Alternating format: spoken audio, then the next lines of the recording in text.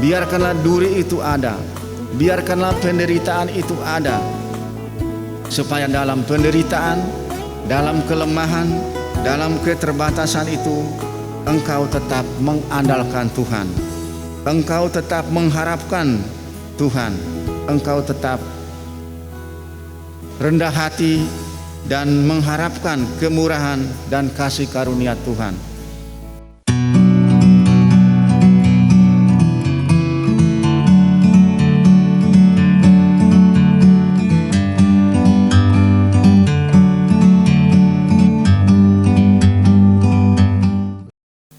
Seorang nabi dihormati di mana-mana kecuali di tempat asalnya sendiri.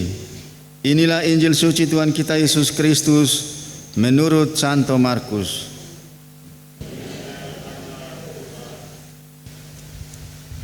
Sekali peristiwa, Yesus tiba kembali di tempat asalnya, sedang murid-muridnya mengikuti Dia. Pada hari Sabat, Yesus mengajar di rumah ibadat, dan jemaat yang besar takjub ketika mendengar Dia. Mereka berkata, "Dari mana diperolehnya semuanya itu? Hikmat apa pulakah yang diberikan kepadanya? Dan mujizat-mujizat yang demikian, bagaimana dapat diadakan oleh tangannya? Bukankah Ia ini tukang kayu, anak Maria? Bukankah Ia saudara Yakobus, Yoses, dan Simon? Dan bukankah saudara-saudaranya yang perempuan ada bersama kita?" Lalu mereka kecewa dan menolak Dia. Maka Yesus berkata kepada mereka, "Seorang nabi dihormati di mana-mana, kecuali di tempat asalnya sendiri, di antara kaum keluarganya dan di rumahnya." Maka Yesus tidak mengadakan satu mukjizat pun di sana, kecuali menyembuhkan beberapa orang sakit dengan meletakkan tangannya atas mereka. Yesus merasa heran atas ketidakpercayaan mereka. Lalu Yesus berjalan keliling dari desa ke desa sambil mengajar. "Berbahagialah setiap orang yang mendengarkan sabda Tuhan dan tekun melaksanakannya. Sabdamu adalah jalan, kebenaran dan hidup kami." Demikianlah sabda Tuhan. Saudara-saudari seiman, umat paroki Bunda Maria Serui yang dikasihi Tuhan Yesus Kristus, pada hari ini kita berada pada hari Minggu biasa yang ke-14. Sabda Tuhan hari ini mengingatkan kita tentang duri di dalam daging. Pada waktu awal-awal buat gereja ini, waktu itu siang bolong, masih penuh kayu-kayu di dalam gereja ini, masih penuh dengan steleng-steleng. Waktu itu dibongkar. Kemudian dengan semangat semua umat waktu itu bekerja. Dan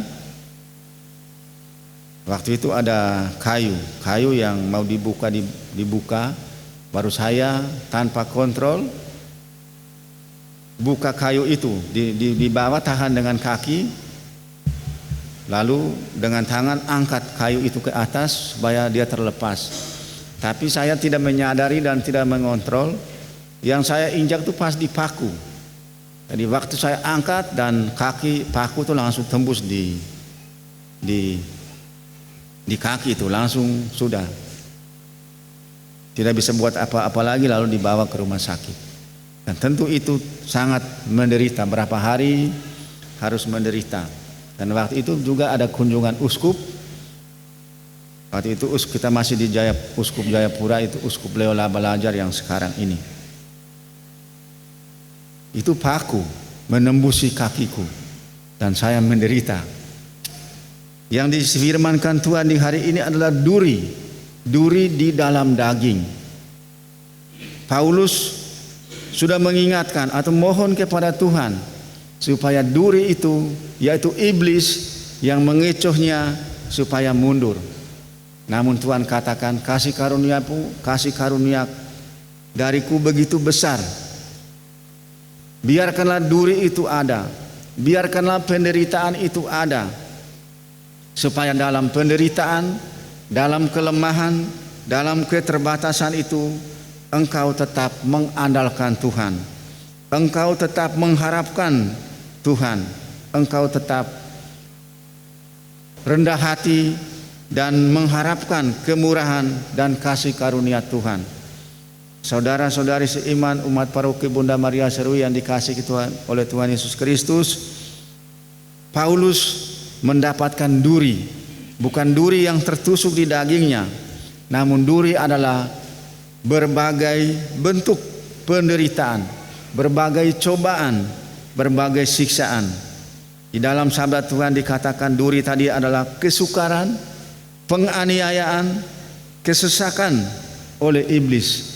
Namun semuanya duri itu diterima Paulus dengan ikhlas,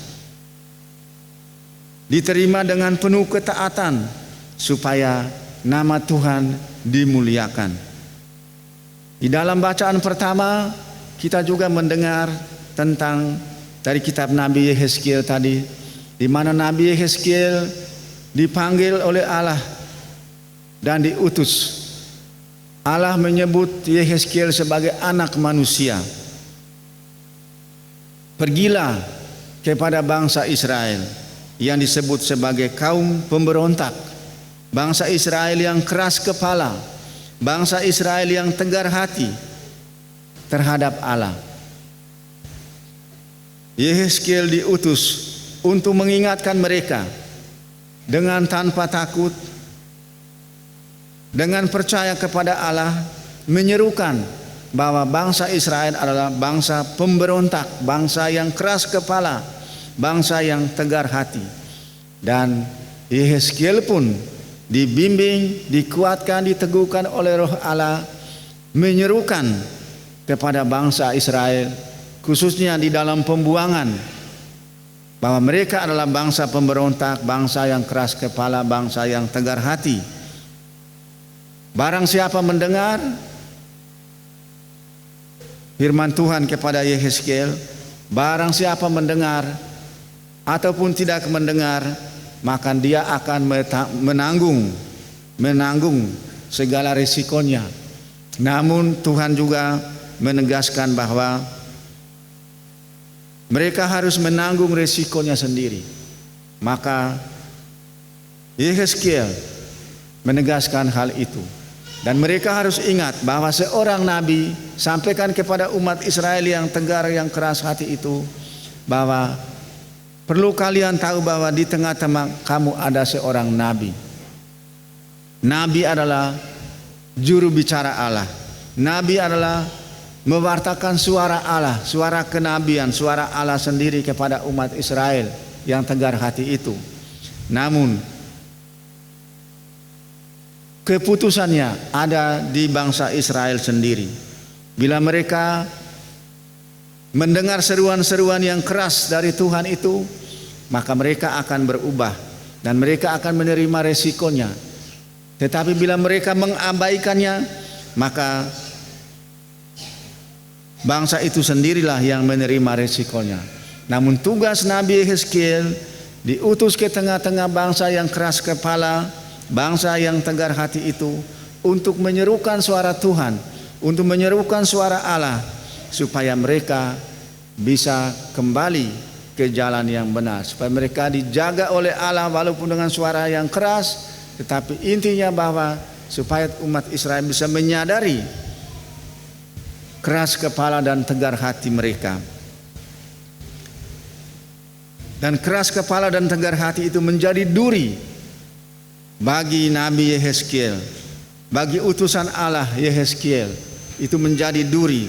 Tetapi walaupun duri itu begitu tajam, menikam seluruh rasanya, menikam seluruh dirinya, menikam seluruh emosinya, tetapi karena Allah mengutusnya, maka Yehezkiel pun melaksanakan, menyerukan bahwa bangsa Israel di buangan itu, di pembuangan, adalah bangsa yang pemberontak, bangsa yang keras kepala, tegar hati, dan tidak mau mendengarkan suara Allah. Bapak, Ibu, saudara-saudari seiman, anak-anak orang muda, umat paroki Bunda Maria yang dikasihi oleh Tuhan Yesus Kristus, di dalam Injil juga diserukan Yesus yang kembali ke kampung asal, ke kampung halamannya, yang awalnya mereka sangat kagum, yang awalnya mereka sangat mengagumi Yesus dengan pengajarannya, tetapi kemudian mereka kecewa. Mereka kecewa karena apa? Ini Yesus ini kita kenal, orang tuanya kita mengetahui, saudara-saudaranya, perempuan, laki-laki, seperti disebutkan firman Tuhan, kita kenal. Dari mana semuanya ini dia peroleh? Mereka masih meragukan kemampuan dan keistimewaan dari Yesus sendiri, sehingga mereka pun disebutkan dalam firman Tuhan, mereka kecewa dan menolak Yesus. Yesus hanya berkata, Yesus heran mengapa mereka ini tidak percaya. Maka kekecewaan orang-orang sekampung dan menolak Yesus itu menjadi duri yang menikam Yesus sendiri, yang nanti puncaknya di Bukit Golgota. Namun Tuhan Yesus tidak membalas, atau dengan kekecewaannya mereka menolak Yesus karena kecewa, karena mereka mengenali Yesus sebagai seorang tukang kayu. Begitupun orang tua dan sanak saudaranya, karena mereka bertanya-tanya dari mana semuanya ini. Umat sekampungnya kecewa, tapi lebih kecewa lagi Yesus karena heran mengapa mereka tidak percaya. Walaupun demikian, walaupun Yesus tidak membuat banyak mujizat, tetapi disebutkan dalam Injil tadi bahwa Yesus menyembuhkan beberapa orang sakit dengan menumpangkan tangan atas mereka. Maka walaupun Yesus dikecewakan, tetapi Yesus tetap mengasihi dan menyayang mereka. Saudara-saudari seiman, umat paroki Bunda Maria yang dikasihi oleh Tuhan Yesus Kristus, di dalam kehidupan kita pun ada duri. Duri seperti yang dialami oleh Paulus, duri yang dialami oleh Nabi Yehezkiel karena pemberontakan bangsa Israel, duri yang juga dialami oleh Yesus, kecewa karena orang sekampungnya, orang asalnya tidak menerima kehadirannya, bahkan menolaknya. Duri dalam daging, duri dalam kehidupan kita adalah setiap bentuk pemberontakan yang kita lakukan, adalah setiap bentuk penderitaan, kesesakan, penganiayaan, bahkan godaan-godaan oleh iblis yang kita alami dari hari ke hari. Mungkin ada godaan yang kecil, yang sedang, bahkan yang besar, yang menghancurkan iman kita. Tetapi duri itu dibiarkan oleh Tuhan supaya tetap ada. Iblis itu dibiarkan oleh Tuhan agar untuk menantang, mencobai, menantang dan menguji iman kita. Apakah kita sekalian, Bapak, Ibu, saya dan setiap orang yang mengimani Yesus dapat dengan rendah hati bahwa dalam kesesakan, dalam kesulitannya tetap mengandalkan Tuhan. Di dalam suasana demikian, di mana kita sekalian mengalami duri dalam daging, mengalami kesesakan, kesukaran, penganiayaan, bukan secara fisik, tapi bisa juga itu terjadi. Namun minimal perasaan-perasaan kita yang disakiti oleh berbagai peristiwa, oleh berbagai hal, semua menjadi duri yang menikam atau yang ada di dalam tubuh kita yang membuat kita tersiksa. Namun bersama Paulus, dengan duri-duri, dengan penderitaan, dengan tantangan, dengan ujian, dengan cobaan, penganiayaan dan lain-lain itu, supaya kita semakin kuat, supaya kita semakin merendahkan diri dan mengandalkan Tuhan. Dan walaupun ada duri bersama Nabi Yehezkiel, kita pun juga diutus kepada sahabat, kepada kenalan, kepada siapapun yang ada di sekitar kita yang mungkin memberontak kepada Tuhan, yang mungkin mengabaikan Tuhan, yang mungkin bersikap acuh tak acuh terhadap Tuhan di sekitar kita. Maka kita pun bersama Nabi Yehezkiel diutus mengingatkan mereka, walaupun itu pun menjadi duri, karena mungkin kita ulang-ulang menyampaikan, mengingatkan atau memberi contoh, memberi suri teladan yang baik, tetapi tidak ada perubahan. Maka seperti orang Israel kepada saudara-saudara kita seperti itu, maka mereka disebut pemberontak, keras kepala, tegar hati. Kepada mereka pun kita sekalian, Bapak, Ibu dan saya diutus untuk mengingatkan mereka. Karena apapun yang kita sampaikan dan mereka mengabaikannya, tanggung jawab adalah kembali kepada yang bersangkutan. Namun kita tetap melaksanakan perutusan itu seperti Nabi Yehezkiel. Dan seperti Yesus pula, walaupun dikecewakan, walaupun ditolak, tapi Yesus tetap membuat mujizat. Yesus tetap menyembuhkan beberapa orang sebagai tanda kasih-Nya, sebagai tanda perhatiannya, perutusannya untuk menyelamatkan banyak orang. Saudara-saudari seiman, duri di dalam daging, duri berbagai bentuk kekecewaan dan segala hal yang kita alami, maka kita pun tetap dengan kekuatan dan roh Allah yang dicurahkan kepada kita, kita tetap menjalankan tugas perutusan kita. Kita tetap melaksanakan perintah Allah sendiri, kamu menjadi saksiku. Walaupun duri banyak menikam dan membuat kita, siapapun utusan Tuhan, menderita atau harus mengalami berbagai kekecewaan.